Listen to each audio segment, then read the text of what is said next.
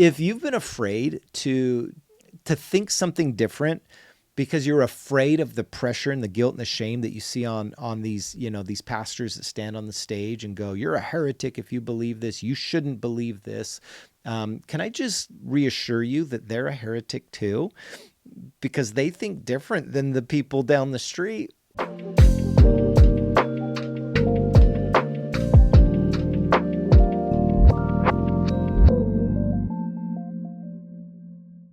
Hey everybody, welcome to Whiskey and the Writings. I'm your host, Joe Oliver. And if you've ever heard the word heretic or heresy and have wondered what in the world are they talking about, today on this episode, we're going to break down this word and why maybe we need to rethink how this word is being used. I'm so glad that you're here today, and I'm excited to jump in because we have another bottled and bond that I found on a shelf. Again, anytime I see bottled and bond, I'm looking for it. This is a way to make whiskey that has government controls on it. Like you have to have, one use barrel. It has to be 100 proof. It has to be aged for, I think, 4 years. And so it has to have certain criteria to make it a bottled and bond. And so I always look for it because they're just super tasty. And I know 100 proof is a lot for some people, but trust me, once you begin to enjoy it has lots of flavor. And once you get past that bite of 100 proof, it's just a really tasty whiskey. So we're going to open this up here and I've never had this before. So this is just straight up. It's called a Rittenhouse. Rittenhouse. This is a straight rye whiskey, so it's going to have some spice to it, which always amplifies, I think, in 100 proof. I like a more traditional bourbon in a bottled and bond, but here we are with the straight rye whiskey. We're going to try that today. Rittenhouse is, where did these guys come out of? Oh yeah, this comes out of Heaven Hill Distillery. So just Heaven Hill's a great whiskey if you're looking to get into whiskey. Heaven Hill has a lot of different options for it, but this was bottled and distilled in the Heaven Hill Distillery. I'm excited to try it. So it comes out of a pretty quality place. It's a bottled and bond.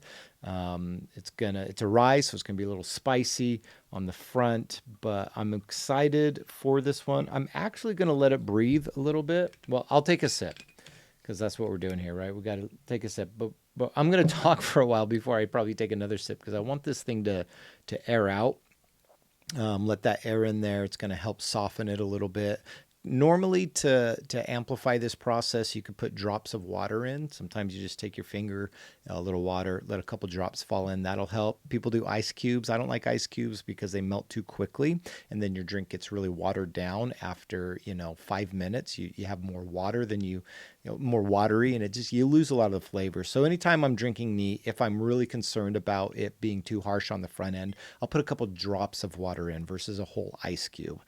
But in this instance, I'm just drinking it neat like we do on this channel. I'm going to do my first taste of a Rittenhouse bottled and bond, distilled and bottled out of Heaven Hill. Here we go.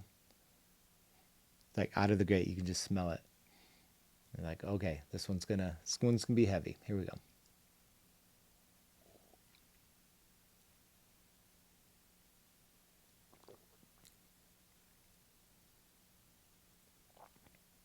I personally like the tingle on the tongue of the higher proof, but it went down smoother than I thought it was going to be. The smell kind of caught me off guard. I thought maybe it was going to hit a little bit harder than it did, but it really didn't.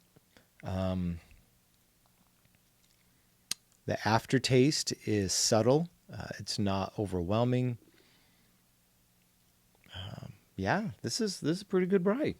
All right. I think I found another bottled and bond I'm going to enjoy. So whatever you have in front of you, pour your drink, lift a glass, drink responsibly. Cheers. Let's get into our topic.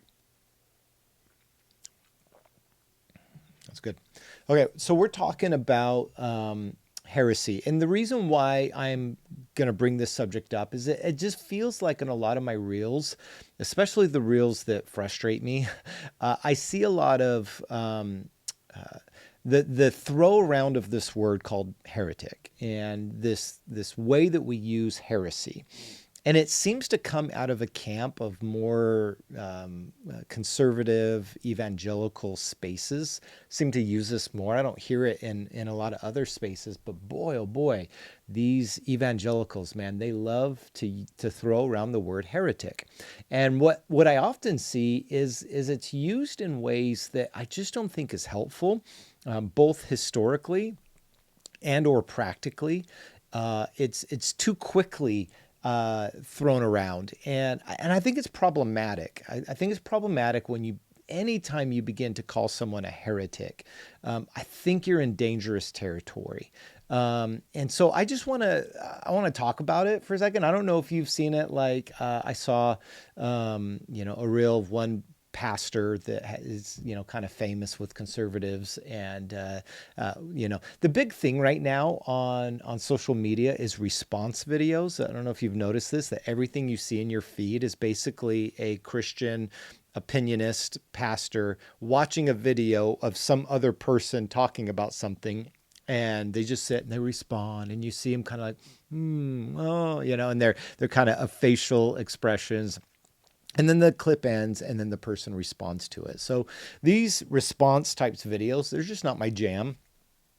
I see them everywhere. They get a lot of clicks. They get a lot of views. And that's just not what my channel's about. So I'm just not interested in doing response videos like that, where I watch a clip and then give you my take on it. Maybe if you ask me a question, I'll just answer the question versus responding to what someone else does, which I think is kind of, personally, I think tacky, in a way that you're just, here's this person that's working out their salvation, right? They have an opinion, they have a point of view, and then you just attack that point of view. And what happens is that oftentimes in these videos, these people call these opinions that differ than theirs heretics. And so I just think that's problematic. I think we use that word too loosely, or it's becoming too popular. And so I thought it'd be interesting to make a video about it. So what we're going to do is we're going to dive into some text. We're going to dive into some context. We're going to look at history. Where did this word originate? What is this word that we call heresy? Okay, so I want to start at the beginning. I want to unpack what this word simply means and where we've seen this word used in other places of literature, that whether that's Jewish literature or Christian literature, and then maybe make some commentary on how we need to rethink how we're using this word. So if you've ever been afraid of being called a heretic, and if that's a fear of yours, let me tell you, you're probably closer to being a heretic than you think. And we're going to explore why that might not be a bad thing. All right, here we go. So the idea of heretic. So what we see is in the history of even starting with Judaism and then moving forward into Christianity, and then after the first century, we see an evolution of this word, because the Greek word heresy, which is where we get the word heretic, is actually it's actually a pretty simple word. So I've got some resources here in front of me to help me guide through this conversation. But I just want to talk about the word heresy for a second. This word has a simple meaning. The simple meaning is this: to choose or to make a choice. To choose or to make a choice. That which is chosen. Something that is chosen. That's what the word means. That a heresy is a choice that you make, that you are making a choice in some direction and in some way.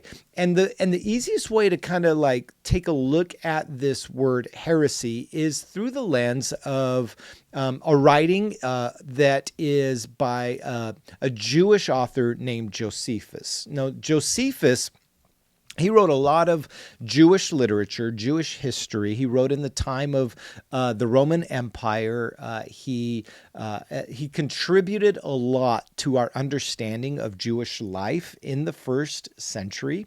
And so he's an important figure in understanding kind of Jewish thought and Jewish ideas. And in his writing called The Jewish War, in book 8 of that, he uses this word heresy. Now let's see how he uses it. Remember, the Greek word there is just to choose or to make a choice. And that's exactly how Josephus uses that word. So he says this in book 8 of the Jewish War. He says, "For there are 3 philosophical sects among the Jews, the followers of the first, which are Pharisee, of the second, the Sadducees, and the third sect, which pretends to be a severe disciple called the Essenes."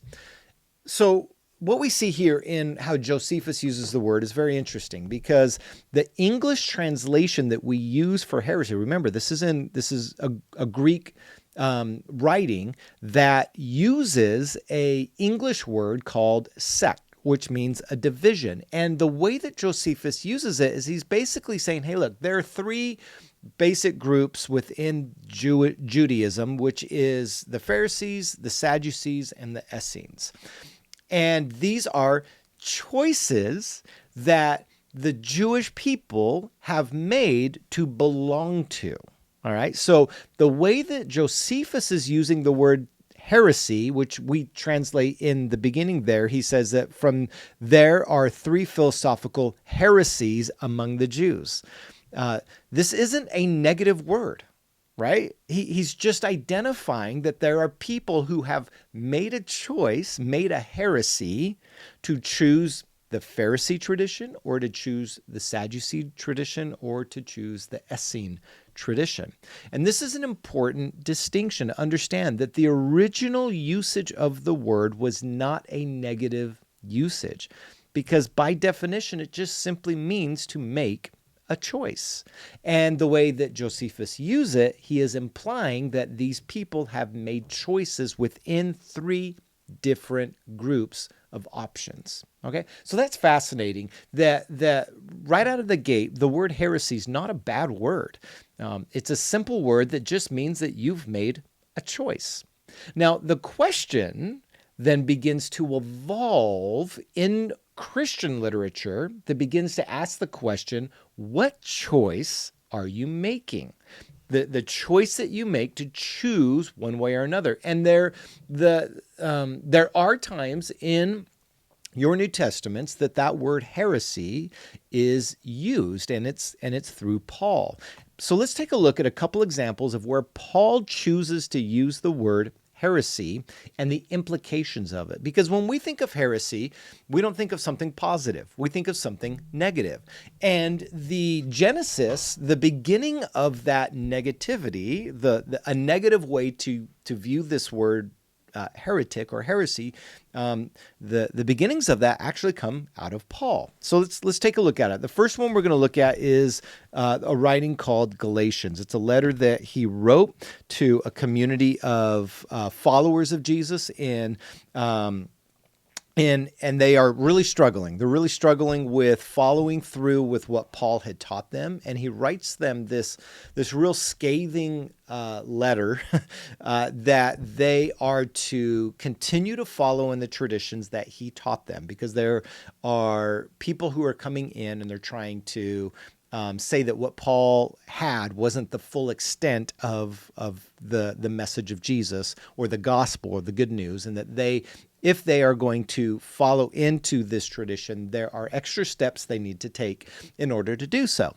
And Paul writes this letter to go, we're not having it. That is not at all the truth. And so he writes this letter, and towards the end in chapter 5, he begins to talk about the actions that are taken when people choose their own selfish what he calls sinful desires. The way of the flesh is the way that the language that Paul uses here, the way of the flesh, the sinful desires. These are words to use to imply when I choose my own way versus choosing the pattern and the way of Jesus. And so he gives us a list of things that are the evidence, the fruit of choosing self. Like, what does it look like when I choose self? He goes, these are the things.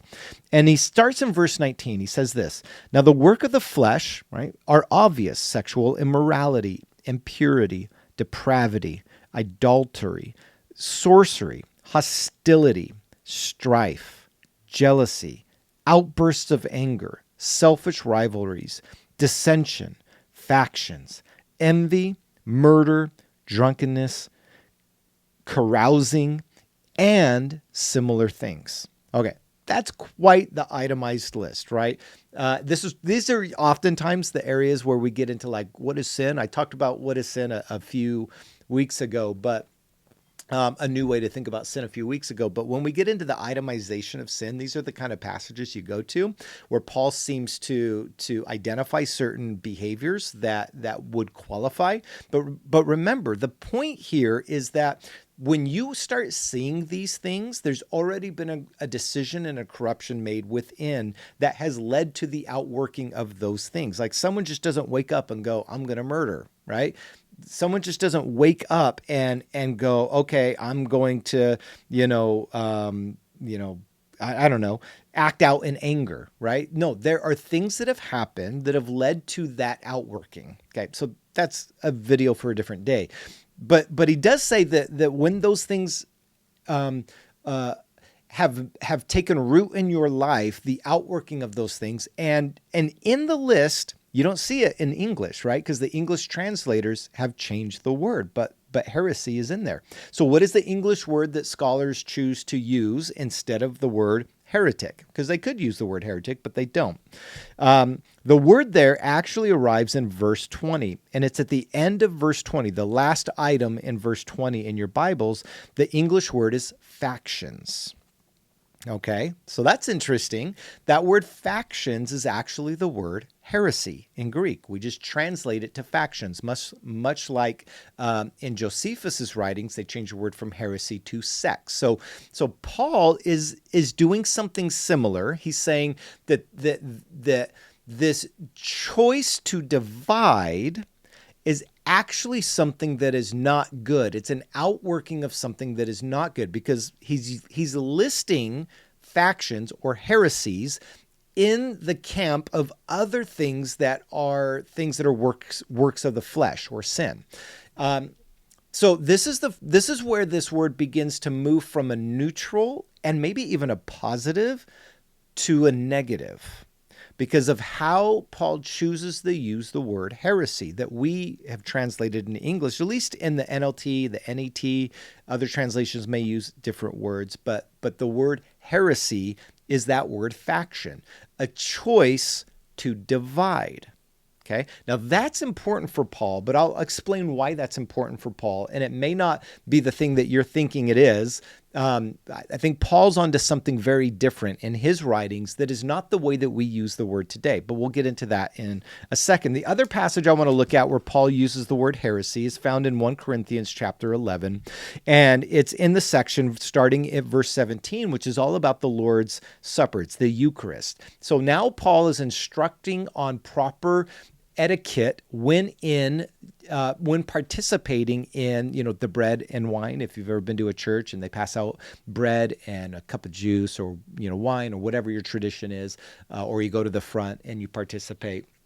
This is that section that kind of makes that an integral sacrament within the early church. And so Paul is teaching this community of Corinth how to actually participate. And he discovered, or he has heard, or there's word getting back to him, that there is division among people in this participation. This is what he writes. He says, "Now in giving the following instructions, I do not praise you because you come together not for the better, but for the worse. For in the first place, when you come together as a church, I hear that there are divisions among you, and in part, I believe it. For For there must, in fact, be divisions among you, so that those of you who are approved may be evident. Now, when you come together at the same place, you are not really eating the Lord's Supper. For when it is time to eat, everyone proceeds with his own supper. One is hungry, and another becomes drunk. Do you not have houses so that you can eat and drink? Or are you trying to show contempt for the church of God by shaming those who have nothing? What should I say to you? Should I praise you? I will not praise you for this. Okay, so Paul is saying a lot here. So in the early church, in the first century, there were these feasts that the early Christians would come together and enjoy together. They were part one, fellowship meals. Part two, they were greater communal meals to share with one another, because not everybody in the early church was in the same social class, right? It's not like today where if you go to a church in some suburban area, everyone's going to be white and middle class, or if you go to some other church, it's going to have certain classes that kind of camp together. In the first century, that wasn't the case. You had people of all different classes coming together and sharing meals together and participating in communal life together. And what was happening in the church in Corinth was that there was divisions among them where the classes were actually separating out. And this is an important point I want to make about Paul's theology about all of this, was that this was not a good thing. This was not a good thing. That when division happens, so like you read this word, in fact, verse 19, for there must be in fact divisions among you, so that those of you who are approved may be evident. So we think of this as like, I want to reverse that thought for a second. Let's do an Uno reverse on this. We think of this as like, oh, see, the divisions are showing who is in or who is out, or who is right or who is wrong. But in context, the division is a negative. He doesn't approve of this. And so those who are being made known, those who are called are being made known, are actually the people that are in the wrong here.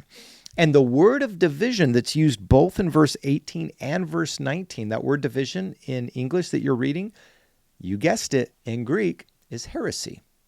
Those among you, so if I were to read it, for in the first place, when you come together as the church, I hear that there are heresies among you. And in part, I believe it. For there must be, in fact, heresies among you, so that those of you who are approved may be evident. And it's like, there's a distinction between approved in the sense of like, these are people who are called by his name, and those people causing heresies are being made evident so that correction can come. Guys, I think this is so incredible. One, that you see Paul using the word heresy from a neutral way into a negative way. And that negative way has a specific context in which Paul uses it in both in Galatians and in Corinthians. He uses the word heresy to indicate people who have made a choice to cause division, to separate, to divert. And one of Paul's main concerns of the body of Christ was unity. Everywhere you read Paul, he is striving and stressing unity among believers. So it makes perfect sense that he begins to say that these choices to divert are heresies because it's causing a disruption in the unity of the body. Paul prays for these churches that they be one in Christ, like Jesus modeled in his prayer, in his priestly prayer, that we become one. Paul is moving that mission forward.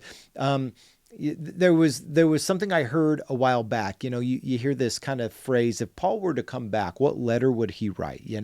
And people like to use that to kind of be more about politics or maybe social culture, cultural division, and like, oh, he'd write a letter about those people, and he'd write a letter about those people. And the reality is, guys, if Paul were to come back and to see what was happening in our churches today, the thing that would break his heart the most is that we are so divided. It is our division that would make Paul weep, because he fought so hard against the division. And yet all we see from Christians today is causing division. the line in the sands of who's in and who's out, and you're wrong and I'm right, and my theology is better than your theology, and if you don't believe my theology, you are the wrong person. You are outside. You are othered. And this would break Paul's heart. Do you think that there weren't struggles in the first century? There were. I mean, Corinthians is evident of the struggle. Romans is evident. These writings are written because there are divisions, and Paul's going, stop it. Stop it. And these divisions have real theological implications, right? So for the division in the church in Rome is a Jewish slash Gentile convert conversation about, wait a minute, our whole lives we've been taught that to be faithful to God meant to do these things, and now you're letting people in who are not being faithful to God by doing those things. That runs up and against the very thing that we call true. These are very real things. And Paul said, y'all got to get along. Y'all got to make it work. You need to be one, because that's what Jesus wanted from his people. All that to say, so Paul isn't using the word heresy as a flippant way to just go, well, if you don't believe like I believe, then that's a heresy. Paul uses the word heresy to call out those who are causing division.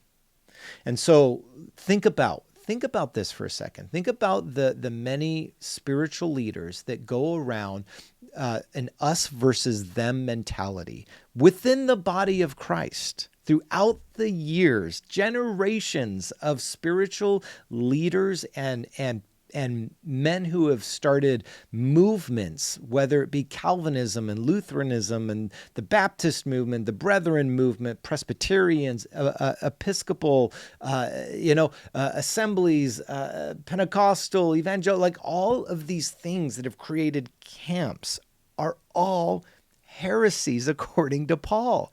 And if you think I'm being too broad with that, read how he uses the word. How he chooses to use the word is different than how Josephus, when we started out, Josephus was just saying there's just different sects and it's neutral, right? He's not attacking them. He's just identifying that they have made a choice, which is what the word means. Paul amplifies that choice to say, but if your choice, your heresy causes division, that's actually wrong. And he calls people out in that. Okay, so that's how Paul chooses to use it. I want to give one more example of what we see, how the church begins to use this. And then I'll give a wrap up on some thoughts regarding it. So in the early first century, or maybe second century, there was a writer that wrote a writing that's called basically Against Heresies. So Irenaeus of Lyons, he is a Christian apologist in the early stages of Christian thought and idea. And he writes an entire writing called Against Heresies. All right. So if Paul is kind of like moving a little bit towards the negative usage of this word, Irenaeus jumps full on and using this word to combat a way of thinking about Christ that was emerging within his day and time, that he felt it important enough to address as heresies. And that way of thinking was called Gnosticism. So Irenaeus is a Christian thinker who is seeing an emerging way of thinking about Jesus that has runs in direct opposition with the earliest teachings of the apostles, those eyewitnesses. And this is what he says, just right out of the beginning, the Against Heresies. This is book 5. He says this: in the 4 preceding books, my very dear friend, which I put forth to you, all the heretics have been exposed, and their doctrines brought to light. And these men refute who have devised religious opinions. So what we have here with Irenaeus is right out of the gate, he's using the word heretic to talk about people who have caused a division of a certain kind. Okay, a certain kind of division now. So we move from a neutral, big open word, we move to a little bit of narrow in a negative sense of division, and then we have Irenaeus using it a division of a certain kind. And two other places within this opening preface, we have the word heretic being used. So this is a move from a word heresy to a person who is acting out the heresy, making a choice of that heresy, that the word becomes heretic. And this is where we really get the more modern usage of the word heretic. So let me just give some context to this, because you're going, well, see, Joe, that they're using it there. And yes, the early church in other places, I'm just highlighting Irenaeus because he wrote a book called Against Heresies, and he has maybe the earliest usage of this word, although it has been used in times after him. But the way he's using it is to address a specific form of division that actually ran the risk of undoing altogether the core tenets of who Jesus was. Okay, so this is a belief system that de-emphasized bodily, physical experiences and overemphasized a spiritual, kind of like a higher life spiritual existence. That the body is bad, the spirit is good. I mean, it doesn't sound too different than a lot of Pentecostalism that we have in our world today, where the body's bad, the flesh is bad, and it's the spirit, and it's like this high ascension of spirit. When you die, your body just dies, but your spirit goes off, and you live in a spirit for the rest of your life, which is not biblical. Okay, the New Testament over and over again preaches a physical resurrection, that there will be a physical body tied to our eternal existence. And the Gnostics were coming alongside and saying, no, that's not the case. And so, of course, Irenaeus goes, wait, hold up. Now you're actually causing division on something that is categorically untrue. So I say that to say this isn't just purely a difference in doctrine. Okay, this isn't like a difference in saying like, well, I think women should be able to teach a man or hold an office in a church, and the other person goes, well, I actually don't think that's the case. Neither one of those two. Right? In this instance, in the way that Irenaeus would use it, would be categorized as a heretic. Because in this time, there were lots of different ways that debates were happening about what it meant to be a follower of Jesus and how you utilized the Eucharist, how you were baptized. All these things were conversations. What Irenaeus is doing is calling out something that actually undermined the core teaching of the early church about who Jesus was. And so when we get into modern conversations of using the word heretic, this is where I go, we're using it too broadly here. We're using it on people that are not being heretical. They are a different opinion. There is a division that's happening here. But that isn't the kind of division that we see being used in Paul's language and or Irenaeus's language. It's certainly not the way in which Josephus would have used the word. And so here's my argument for this. Number one, if you have a different opinion than your Lutheran brother and sister across the street, you are a heretic. If you, as an evangelical, have a different opinion than your, maybe you're Baptist, if you have a different opinion, maybe you're Southern Baptist, very traditional, and you have a different opinion than maybe the Assemblies of God, who has different theological understandings, you both are heretics. You both have a division. You are in a camp. You have made a choice for a camp. You're actually more like the way Josephus uses it than the way that Irenaeus is using it. And here's my point. The truth is to some degree, if you've made a choice theologically to practice your faith through a certain lens where you still subscribe to Jesus as Lord in your life, you still participate in the active work of kingdom building by modeling the way that Jesus lived, if you are participating within community and walking together with other Christians, if all that is true, but you go to a different church than someone else or have a different, religious background than someone else, like, we're all heretics, guys. We've all made a choice to move in a certain direction. And so in my opinion, like, we got to stop. We got to stop saying that because this person is liberal and this person's conservative, liberals are heretic, conservatives are not, or conservatives are heretics and liberals are not, like these camps. And it's like, well, it's about belief, Joe. It's about, and let's talk about the big topics of our culture, right?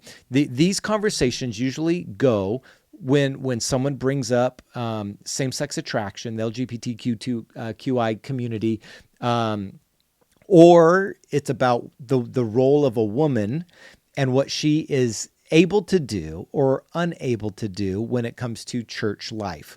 These are the new, like, what people mostly call heretic. And I'm just going to tell you, they are. And guess what? You are too.